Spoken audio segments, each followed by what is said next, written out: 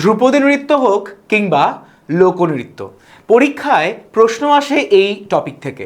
সেরকম একটি প্রশ্ন তোমাদের স্ক্রিনে দেওয়া রয়েছে তোমাদের আপকামিং পুলিশ এক্সামিনেশনের জন্য। বলা হয়েছে যে বিহু ভারতের কোন রাজ্যের একটি বিখ্যাত লোকনৃত্য? অপশানে আছে আসাম, কেরালা, পাঞ্জাব না গুজরাট। সঠিক উত্তর কিন্তু আমরা জানি যে এই বিহু যেটা আসাম রাজ্যের একটি লোকনৃত্য।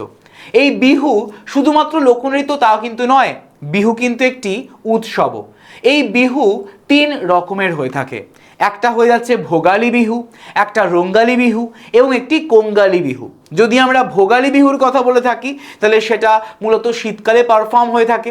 যদি আমরা রঙ্গালী বিহুর কথা বলি তাহলে সেটা স্প্রিং অর্থাৎ বসন্তকালে পারফর্ম হয়ে থাকে।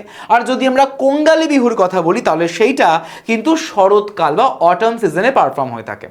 তোমরা আমাকে এই ভিডিওর কমেন্টে বা কমেন্ট সেকশনে কমেন্ট করে জানিও তো যে আমাদের মানব দেহে রক্ত পরিশোধন করার জন্য মূলত কোন অঙ্গ দায়ী? অপশান থাকছে হৃৎপিণ্ড অর্থাৎ হার্ট, লিভার বা যকৃৎ, ফুসফুস কিংবা লাংস, না থাকছে কিডনি বা বৃক্ক। অবশ্যই করে এই প্রশ্নটার উত্তর কমেন্ট সেকশনে কমেন্ট করে জানাতে ভুলো না।